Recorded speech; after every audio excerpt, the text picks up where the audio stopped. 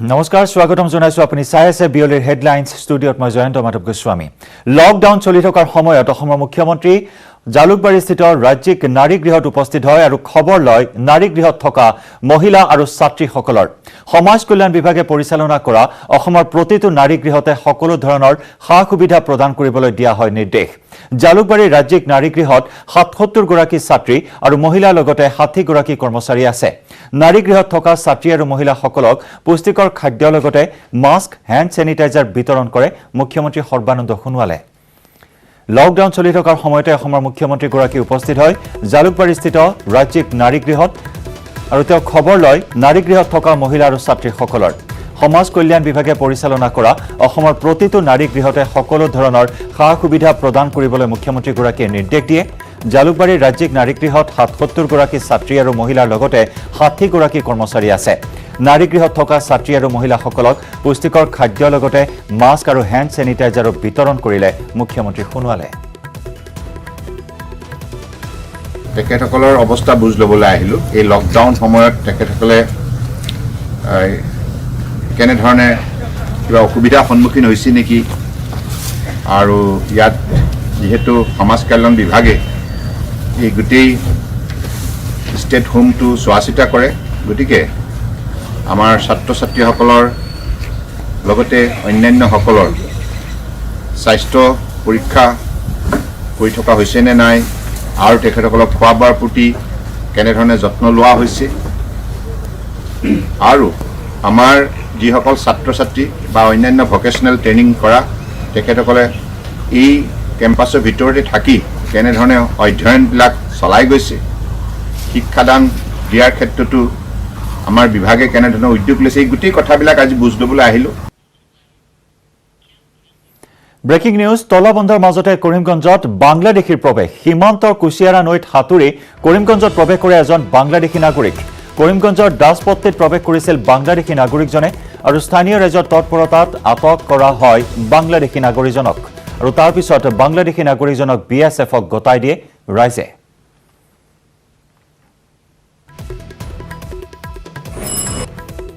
আৰু বিএছএফে আমাক কোনো ইনফৰমেশ্যন নিদিলে তেওঁলোকে কি ধৰণৰ হেৰি কৰিলে এতিয়ালৈকে আমাক দিয়া নাই তেওঁলোকে গম পাব তো আমিতো গম নাপাওঁ তো আমাক জনোৱাই নাই কথাটো তেওঁ সাঁতুৰি আহিছে নে কেনেকৈ আহিছে আমিতো গম নাপাওঁ জাষ্ট আহিছিল বুলি শুনা পালে আমাৰ মানুহ আহিছিলে কিন্তু আমাক তেওঁলোকে এতিয়া আমি সেইখিনি গোটেইখিনি আমি একো গমেই পোৱা নাই এতিয়ালৈকে আমাকতো কোনো ইনফৰমেশ্যন দিয়াই নাই তেওঁলোকক লোৱা হৈছে অথচ তেওঁলোকে আমাক একো ইনফৰমেশ্যন দিয়া নাই এতিয়ালৈকে তেওঁলোক আমাৰ গোটেইখিনি ইনফৰমেশ্যন ডাটা বিচাৰিছিল যদি তেওঁলোকে একো দিয়া নাই তেওঁলোকে বোলে সেইটো গভৰ্ণমেণ্টৰ লগত তেওঁ ডিছকাশ্যন কৰিব তাৰপিছতে কি কৰিব লাগে সেইখিনি কৰিব সেই তেনেধৰণে কোভিড-19 বিৰুদ্ধে মুখ্যমন্ত্ৰীৰ নেতৃত্বত টিম অসমে কাম কৰি আছে মুখ্যমন্ত্ৰীৰ নিৰ্দেশ মন্ত্ৰী স্বাস্থ্য মন্ত্ৰীৰ দৰে তৎপৰতাৰে কাম কৰি আছে আন জড়িত বিভাগসমূহেও তৎপৰতাৰে কাম কৰি আছে সকলোৱে একোগৰাকী সৈনিক হিচাপে কাম কৰি আছে এই বিভীষিকাৰ সময়ছোৱাত স্বাস্থ্য বিভাগৰ মন্ত্ৰীৰ পৰা চিকিৎসক নাৰ্ছ আশাকৰ্মী এম্বুলেন্সৰ চালকসকলকো ধন্যবাদ মন্ত্ৰী পাটোৱাৰীৰ বৰপেটাৰ পৰা কৃষিজাত সামগ্ৰী বহিৰাজ্যলৈ প্ৰেৰণ কৰা হৈছে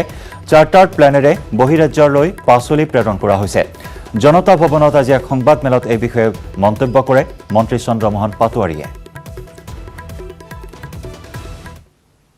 আমাৰ কৃষি ক্ষেত্ৰত আমাৰ আজি লকডাউন হৈ থকা অৱস্থাত যিবিলাক শস্য বিক্ৰী কৰিব পৰা নাছিল আজি কৃষি বিভাগত আৰু তেখেতৰ কৃষি মন্ত্ৰী ডাঙৰীয়াৰ নেতৃত্বত এই আমাৰ যিখিনি উৎপাদিত সামগ্ৰী সেইখিনি যাতে বিক্ৰী হ'ব পাৰে তাৰ কাৰণে ব্যৱস্থা লোৱা হৈছে মই সিদিনা বৰপেটালৈকে যাওঁতে গম পাইছোঁ যে আমাৰ বৰপেটাৰ পৰা মানে আমাৰ ভেজিটেবলছ মানে উত্তৰ প্ৰদেশ বিহাৰ আৰু বেংগললৈকে আমাৰ ভেজিটেবলছ গৈছে আৰু আমি ট্ৰান্সপৰ্টেও তাত সহায় কৰিছোঁ আৰু তাৰ উপৰিও আমাৰ বাহিৰলৈকে যাতে যাব পাৰে তাৰ কাৰণেও মানে কৃষি বিভাগে আমাৰ লগত যোগাযোগ কৰিছে যাতে বাহিৰলৈকে আৰু যাব পাৰে কাৰণ তেওঁলোকে ইতিমধ্যে এটা কোম্পানী আহিছে যে ভেজিটেবল নিয়াৰ কাৰণে বাহিৰলৈকে তেওঁলোকে এখন চাৰ্টাৰ প্লেন লৈ প্ৰতিদিনে 10 টনকৈ 2টা ট্ৰিপ ব্যৱস্থা কৰিব বিচাৰিছে আৰু আমি ট্ৰান্সপৰ্ট বিভাগে এইটো আমি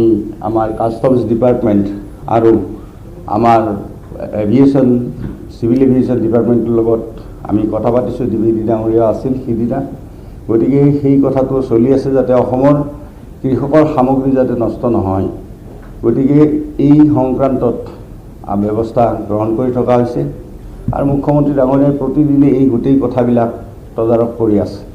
ফুড এণ্ড চিভিল ছাপ্লাই বিভাগেও ভালকৈ ধুনীয়াকৈ কাম কৰি আছে আৰু তাৰ উপৰিও ট্ৰান্সপৰ্ট বিভাগে দিনে নিশাই কনষ্টেণ্টলি যাতে আমাৰ এই কামখিনি হয় তাৰ কাৰণে ব্যৱস্থা কৰিছে।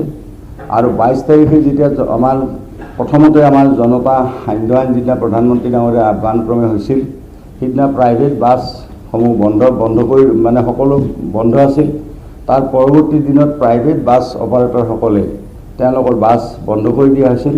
গতিকে অসমৰ প্ৰতিখন জিলাত আৰু অসমৰ প্ৰতিটো ঠাইত নিজৰ ঠাইলৈকে ডেষ্টিনেশ্যনলৈকে যোৱাৰ কাৰণে 22 তাৰিখৰ পৰা 24 তাৰিখলৈকে ট্ৰান্সপৰ্ট ডিপাৰ্টমেণ্টে প্ৰায় 1,11,000 মানুহ নিজৰ ডেষ্টিনেশ্যনত। লকডাউনৰ মাজতে ফেৰাৰী লৈ ৰাজপথলৈ ওলাই আহিছিল এজন যুৱক। ধনাঢ্য লোকজনৰ অহংকাৰ চকুৰ প্ৰচাৰতে মষিমূৰ কৰি দিলে আৰক্ষীয়ে। যুৱকজনে মুখত মাস্কো পৰিধান কৰা নাছিল। অৱশেষত আৰক্ষীয়ে যুৱকজনক ৰাজপথতে কাণত ধৰাই উঠা বঢ়া কৰালে আৰু তাৰ পাছতে যাবলৈ দিয়া হ'ল যুৱকজনক। এই ঘটনা সংঘটিত হৈছে মধ্যপ্ৰদেশৰ ইন্দোৰত। কোভিড-19ত আক্ৰান্তৰ ক্ষেত্ৰত মধ্যপ্ৰদেশ দেশৰ ৪ৰ্থ নম্বৰত আছে আৰু দেশৰ অন্যতম হটস্পট ইন্দোৰতে মধ্যপ্ৰদেশৰ আধাতকৈও অধিক লোক কোভিড-19ত আক্ৰান্ত হৈছে আৰু তেনে হটস্পটতে আইন উলংঘা কৰি এই যুৱকজনে ওলাই আহিছিল। কোনো ধনাঢ্যৰ দুলাৰা এই যুৱকজনে অতি বিলাসী ফেৰাৰী বাহনখন লৈ ওলাই আহিছিল আৰু তাৰ পিছতে ৰাইজে আৰু এনেদৰে আৰক্ষীয়ে শাস্তি বিহিবলৈ বাধ্য হ'ল আইন উলংঘাকাৰী এই যুৱকজনৰ বিৰুদ্ধে। মধ্যপ্ৰদেশৰ ইন্দোৰৰ ঘটনা এয়া। ধনীৰ দুলাৰাৰ অহংকাৰ চকুৰ প্ৰচাৰতে মষিমূৰ কৰি দিলে আৰক্ষীয়ে। লকডাউন উলংঘন কৰি ওলাই অহাই নহয়, আনকি যুৱকজনে মাস্কো পৰিধান কৰা নাছিল আৰু অৱশেষত আৰক্ষীয়ে যুৱকজনক এনেদৰে ৰাজপথতে কাণত ধৰাই উঠা বহা কৰালে আৰু তাৰ পাছতহে যাবলৈ দিয়া হ'ল যুৱকজনক। আৰু কোভিড-19ত সংক্ৰমণৰ আৰু আক্ৰান্তৰ সংখ্যাৰে বৰ্তমান মধ্যপ্ৰদেশ আছে দেশৰ ভিতৰতে ৪ৰ্থকৈ স্থানত আৰু ইন্দোৰক হটস্পট ৰেড জোন হিচাপে ঘোষণা কৰা হৈছে আৰু ইন্দোৰতে এনেদৰে আইন উলংঘা কৰি বিলাসী ফেৰাৰী লৈ ৰাজপথত সফৰ দিবলৈ আহিছিল এই যুৱকজন।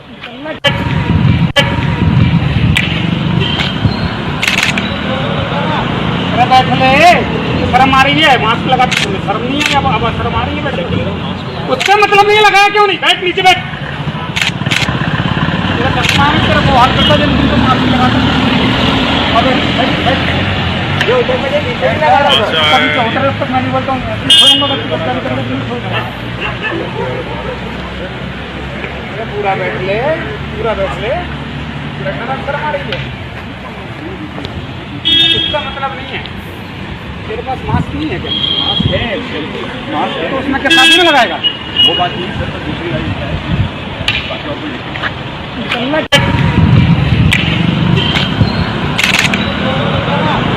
बैठ ले, शर्म आ रही है, मास्क लगा शर्म नहीं है, अब शर्म आ रही है बेटे, उसका मतलब नहीं लगाया क्यों नहीं, बैठ नीचे बैठ, तेरा चश्मा है तेरा वो हाथ करता जब तुम मास्क लगाता अबे बैठ बैठ जो उधर मुझे नीचे लगा रहा था कभी चौथरे तक मैं नहीं बोलता हूँ छोड़ूंगा बस।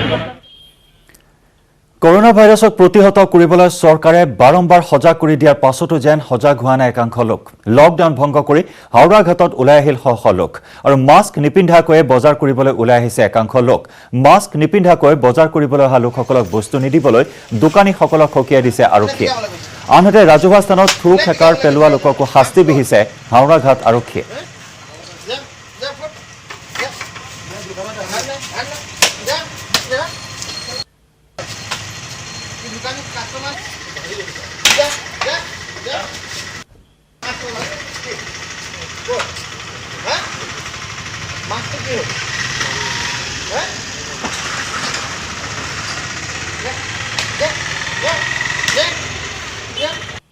মানুহক মানে সচেতন কৰিছোঁ যে মাস্ক নোহোৱাকৈ কোনো মানুহ যাতে বজাৰত বা মাৰ্কেটত বা ৰাস্তালৈ ওলাব নোৱাৰে, ঘৰত থাকিলেও তেওঁলোকে মাস্ক পৰিধান কৰি থাকিব আৰু আমি বিহিত ব্যৱস্থা লৈ আছোঁ আৰু দোকানীসকলকো আমি সকলোকে আমি জনাই দিছোঁ যে উইদাউট মাস্কত কোনো মানুহক যাতে কোনো বস্তু নিদিয়ে তেওঁলোকে।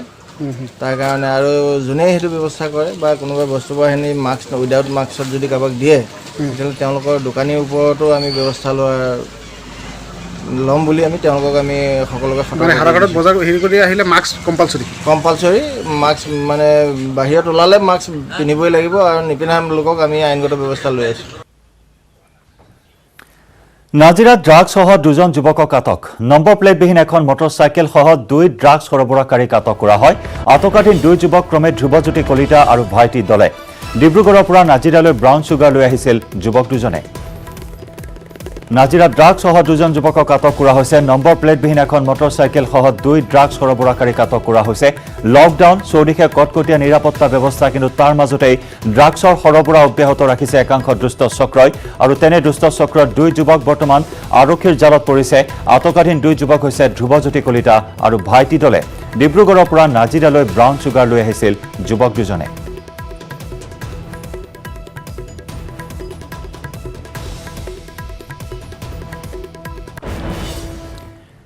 নো হেলমেট নো পেট্ৰলৰ পাছত এবাৰ নো মাস্ক নো পেট্ৰল মহামাৰী কৰোনা ভাইৰাছৰ সংক্ৰমণ ৰোধ কৰিবলৈ সকলো লোককে মাস্ক পিন্ধাটো বাধ্যতামূলক কৰিছে চৰকাৰে আৰু চৰকাৰৰ এই আহ্বানলৈ সঁহাৰি জনাই সকলো পেট্ৰল ডিপোত কেৱল মাস্ক পিন্ধা গ্ৰাহককহে তেল বিক্ৰী কৰিবলৈ নিৰ্দেশ জাৰি কৰিছে হাইলাকান্দি জিলা প্ৰশাসনে 17 এপ্ৰিলত তৎকালীনভাৱে কাৰ্যকৰী হোৱাকৈ এই নিৰ্দেশ জাৰি কৰিছিল জিলা উপায়ুক্ত কীৰ্তি জাল্লিয়ে আৰু একেটা নিৰ্দেশতে জিলা দণ্ডাধীশে দুচকীয়া বাহনত 2জন ব্যক্তি উঠাটো নিষিদ্ধ ঘোষণা কৰাৰ লগতে ৰাজহুৱা স্থান তথা কৰ্মস্থলীত মাস্ক পিন্ধাটো বাধ্যতামূলক কৰিছিল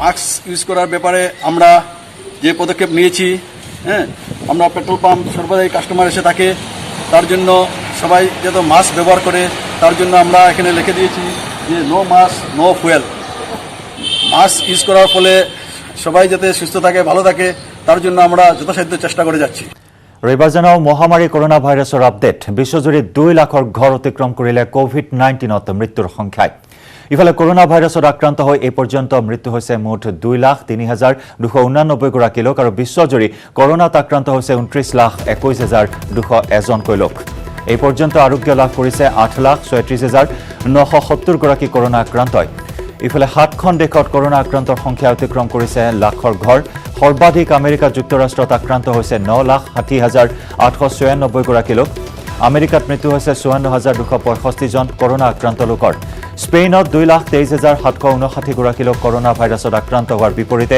মৃত্যু হৈছে 22,902 জনৰ ইটালীত কৰোনা ভাইৰাছত আক্ৰান্তৰ সংখ্যা বৃদ্ধি পাইছে 1,95,351 গৰাকীলৈ ইফালে মৃত্যু হৈছে দেশখনত 26,284 জন কৰোনা আক্ৰান্তৰ আৰু ভাৰতত এই পৰ্যন্ত কৰোনা ভাইৰাছত 26,496 জন লোক আক্ৰান্ত হোৱাৰ বিপৰীতে আৰোগ্য হৈছে 5,804 গৰাকী কৰোনা আক্ৰান্ত আৰু ইপিনে দেশখনত হাজাৰৰ দিশে অতিক্ৰম কৰিছে মৃতকৰ সংখ্যাই ভাৰতত এই পৰ্যন্ত কোভিড-19ত মৃত্যু হৈছে 824 জনকৈ লোক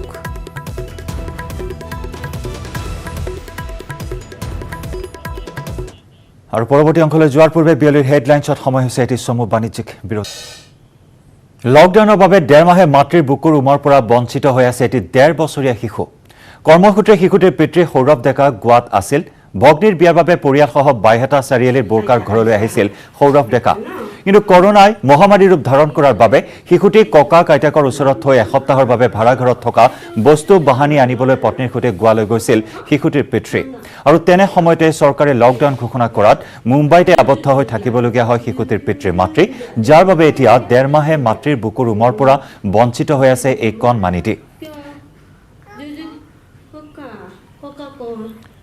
এই সন্দৰ্ভত চাওয়া হওক আমাৰ বাইহাটা চাৰিআলিৰ সংবাদদাতা শ্ৰীমন্ত দাসৰ এক বিশেষ ৰিপৰ্ট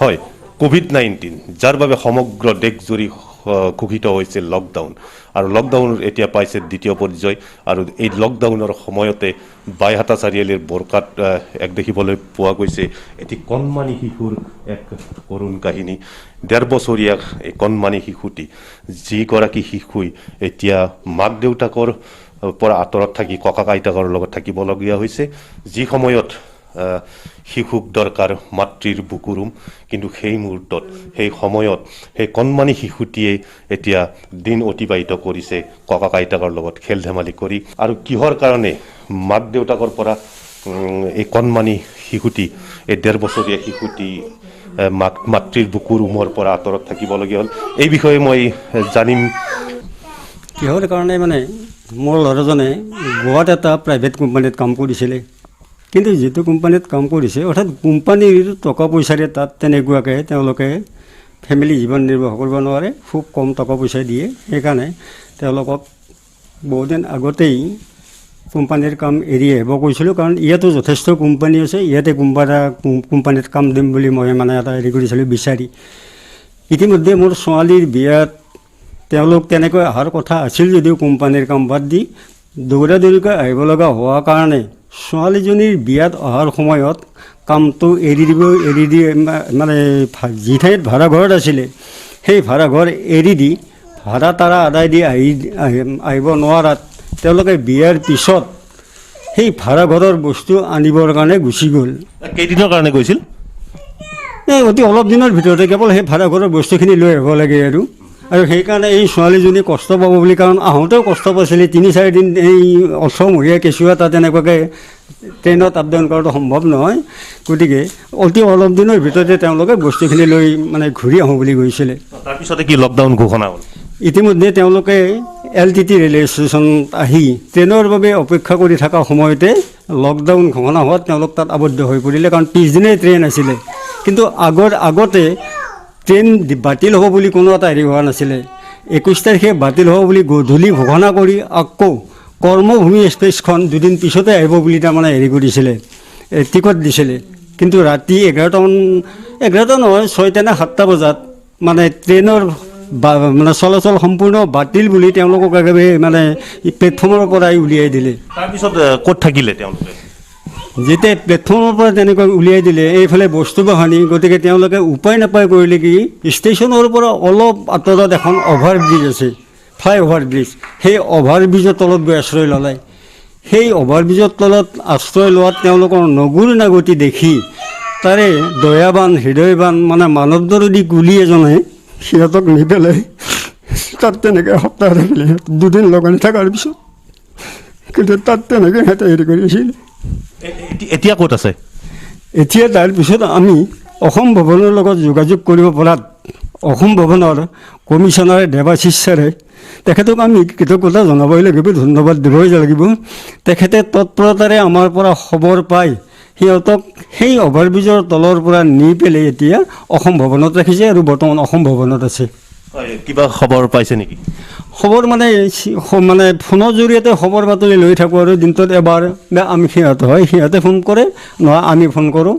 গতিকে তেনেকৈ খবৰ বাতৰি লৈ আহিছোঁ আৰু গতিকে বৰ্তমানলৈ ভালেই থকা বুলি গম পাই আছোঁ। আৰু মানে আপোনালোকে নিশ্চয় দেখিছে মানে ৰাখাত আৰু আমি কি কষ্ট স্বীকাৰ কৰিব লগা হৈছে আপোনালোকক বুজাব নোৱাৰিম। ৰাতি তাৰমানে এনেকুৱা অৱস্থা নহয়, ভাত মই বনাব লগা হয়, তেনেকুৱাকৈ মানে দিনটো কিবাকৈ থাকে। আৰু এই ওচৰৰ ছোৱালী 2জনী আনি পেলাই তেনেকৈ ৰাখিব দিওঁ, ৰাখিব দিলে দিনত তেওঁ তেতিয়া ভাত বনায় আৰু ৰাতি তেনেকুৱাকৈ মই ভাত বনাব লাগে, কাৰণ 18 হৈ গৈছোঁ, ইয়ে মাকৰ বুকুত লৈ থাকিব লাগিছিল।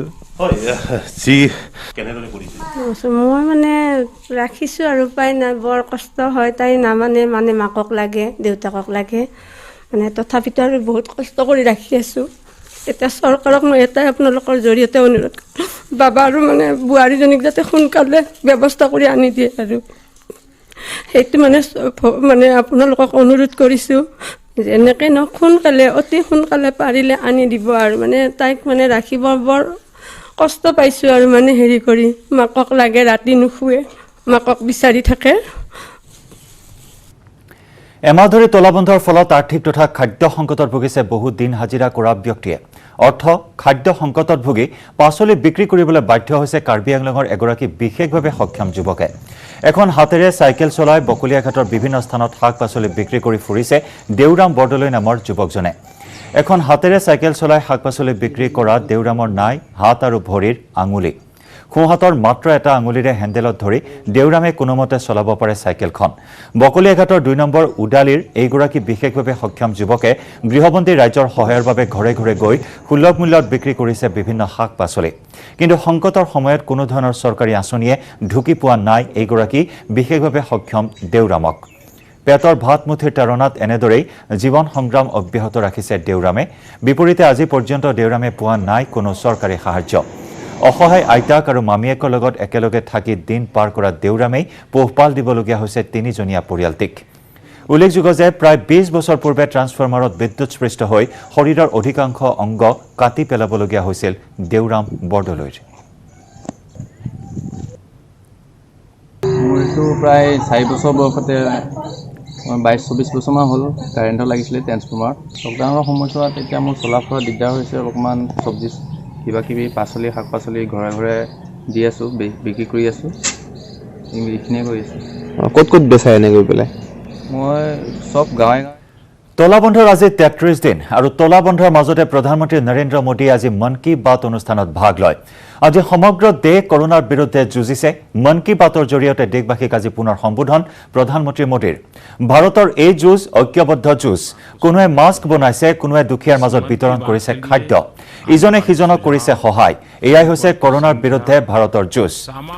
কোভিড ৱাৰিয়াৰ্ছ gov.in জৰিয়তে কৰোনাৰ বিৰুদ্ধে যুঁজ প্ৰধানমন্ত্ৰীৰ গৰীব কল্যাণ আঁচনিৰ জৰিয়তে সাহায্য প্ৰদান কৰাৰ কথা তেওঁ উল্লেখ কৰে আৰু দুখীয়া লোকসকলৰ মাজত বিনামূলীয়া গেছ চিলিণ্ডাৰ বিতৰণৰ কথাও মন কী বাতৰ জৰিয়তে আজি প্ৰকাশ কৰিলে মোদীয়ে।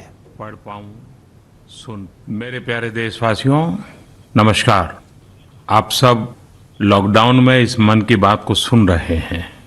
इस मन की बात के लिए आने वाले सुझाव, फोन कॉल की संख्या सामान्य रूप से कई गुना ज्यादा है।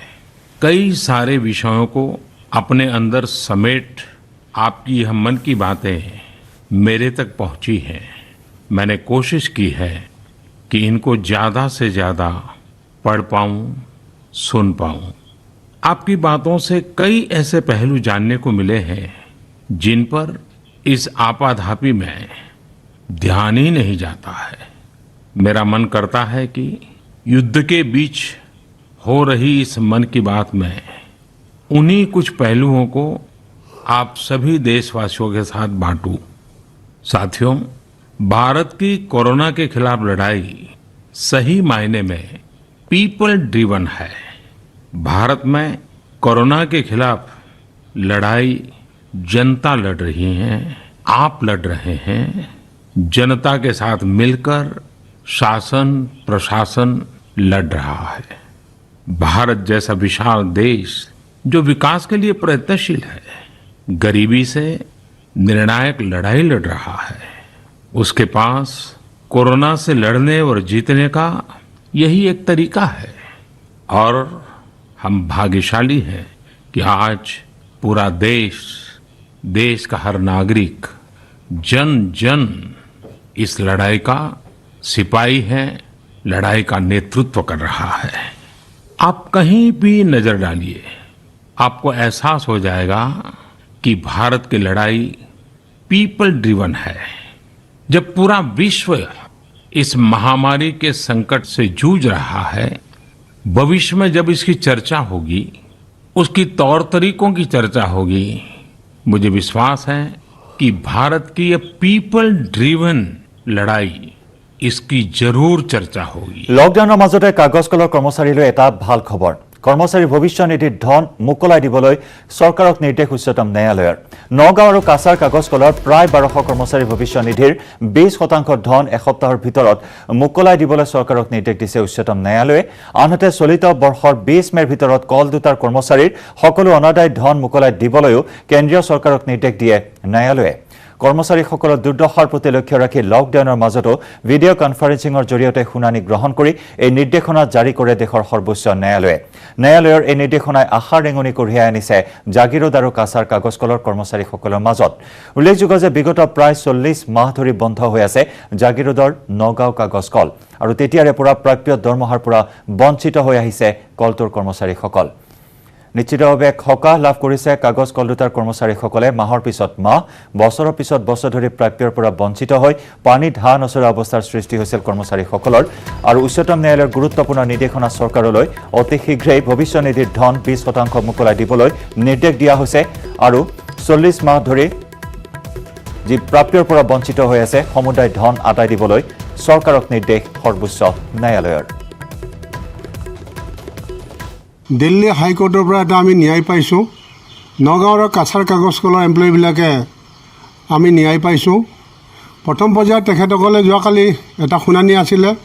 লকডাউনৰ মাজতো আজি ন্যায়ালয়ে ভিডিঅ' কনফাৰেন্সিঙৰ যোগেদি অনলাইন এটা হিয়াৰিং লয় আমাৰ গুৰুত্ব বুজি আমাৰ সমস্যাটো দেখি গতিকে যোৱাকালি PF প্ৰভিডেণ্ট ফাণ্ডৰ যিমান টকা আছে তাৰে 20% 7 দিনৰ ভিতৰত আমাক পে'মেণ্ট দিব লাগিব মুকলি কৰি দিব লাগিব আৰু ৰেষ্ট যিখিনি বাকী থাকিব সেইখিনি 21 মে'ৰ ভিতৰত তেওঁলোকে আদায় দিব লাগিব তেনেকুৱা ধৰণৰকৈ খবৰৰ ধাৰা অব্যাহত থাকিব বিয়লিৰ হেডলাইন্সত পুনৰ সময় হ'ল আন এটি চমু বাণিজ্যিক বিৰতিৰ